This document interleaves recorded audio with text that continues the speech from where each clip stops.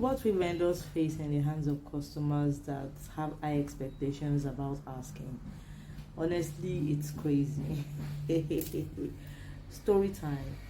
So, guys, there's always this belief about customers that buy from skincare vendors that their skin must always pop anytime they see them, and they must always look white, especially if you are into something like pro mixing. You do a bit of pro mixing here and there, they always believe that your skin must always be white.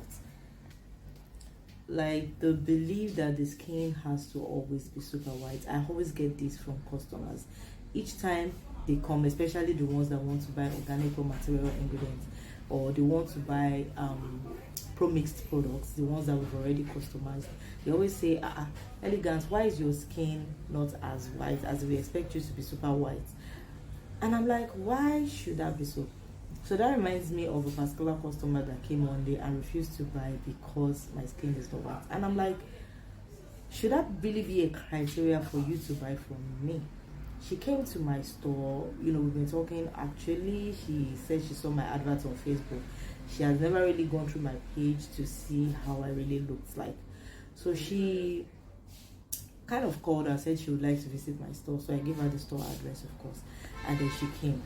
When she came, she met my sales rep and she was like, oh, she really wants to talk to the boss. They came to my office to call me. Immediately I came out and she saw me. I saw the look of disappointment on her face. But I didn't just want to say anything. So we started talking, and then I was telling her, okay, she said, okay, what can she use for her skin? That though my skin is not bad, that was the comment from her, that she likes the fact that I'm glowing, but she expects me to be very white. So I'm like, do I really have to be white? She said that's what she expected. So I was like, okay, anyways, this is how I look, and this is reality. She said, all right, then what do I want to recommend? So I ended up telling her, gave her some customized products, gave her some supplements combo and all of that. And she started saying, she doesn't really trust that I'm going to give her something that would make her skin glow. And I'm like, are you not seeing me? She said, oh yes, she likes my skin tone, but she expects me to be super white. That she believes that it's only when I'm super white that I would know combos to give her, and I would know the right products to give her that work for her skin. And I'm like, what kind of judgment is that? Why would you just believe that it's until I'm very white that I can recommend the right ingredients for you? She said that's a belief that she's really sorry, she doesn't think she's going to buy.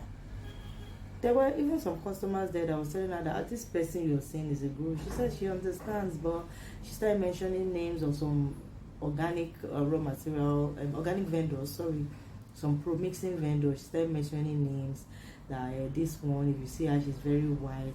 If you see that one, she's very white. If you see this one, she's very white. So I asked her, is it about being white or you having a healthy skin? She said all she wants is to be white. So I said, okay, if you choose a white skin over a healthy skin, even me, I might not be able to help you. Even if you want to go to 5 shades, we can help you achieve it, but in a healthy way. She said, from what she's saying, though my skin is not bad, but she wants to go higher than me. She doesn't think I'll be able to recommend something that will give her the kind of shade she wants. And then she left. So when she left, I had a customer that was left. My store was not like, how can somebody be reasoning like that? I was also surprised because I didn't expect her to reason in such manner. I mean, come on. Having a white skin does not equate being healthy. It does not mean it's an healthy skin. You can have a caramel skin tone, you can have a hot chocolate skin tone, and your skin tone is even way more healthier than somebody with a whiter skin tone. Apparently, I would prefer a caramel skin tone or yellow undertone over a white tone. But it's not like white tones are not bad. If you white tone, if you can keep it in a very healthy way, trust me, it's not bad. But the moment you can't keep it in a healthy way, that is where the problem is. And if you look at most people that are white in coat, you notice that their skin is usually uneven because there are some parts that will be usually whiter than the others, and there are some parts that will have patches, cream reaction, and all of that. That is if they got white through the use of cream. But if they are naturally white, like those that are born half cast, or some people that are born a little bit near albino, some kind of looking like ginger but not really ginger color. They are not albino, they are in between. You know, their white is always white, their skin is always skin. If it's not that, if you have used cream to get that white shade, and you're not really using a very good cream, you're not using supplements, and you're not, you know, practicing it the healthy way, trust me, your skin will be very bad. So that was actually my experience with that customer. She literally just told me she's sorry she cannot buy from me because I'm not as white as what she was expecting. So that is what we face as vendors sometimes when customers will come to us. They say they want to buy creams, and then they look at you, they start having that look of disappointment. Sometimes customers will come and I'm not even looking glowing. Sometimes I'm not glowing, and they're like, how elegant to expect. But the people that know me knows that she must be stressed. So we are humans too. Sometimes we go through stress. Sometimes we go through a lot of things. Sometimes we are even having emotional issues, like, which is personal, and it tells on our face, it tells on our look, and you start looking not, you know, the way you're not expected to look. And some customers will just start judging you based on that. They start prejudging you or start judging you that, oh, this person will not know anything because of how you're looking currently, which is not the right thing. So guys, we belong to the category of customers that will be judging vendors based off of their look, skincare vendors based off of their look at that moment. I think you might be mistaken. I'm not saying people that have, you know, blemish all over their skin. I'm not saying people that have, you know, double color, 5 colors, 6 colors. I'm not talking of that.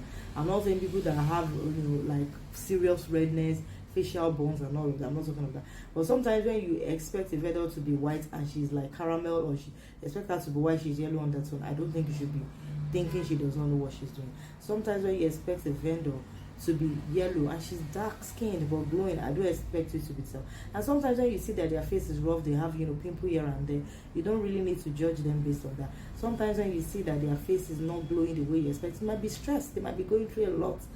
But overall, customers, you guys can do better. Don't just always judge people because you think that their skin is not popping, then they don't know the job. Guys, it's not really fair. That's all on today's video. Thank you. Bye.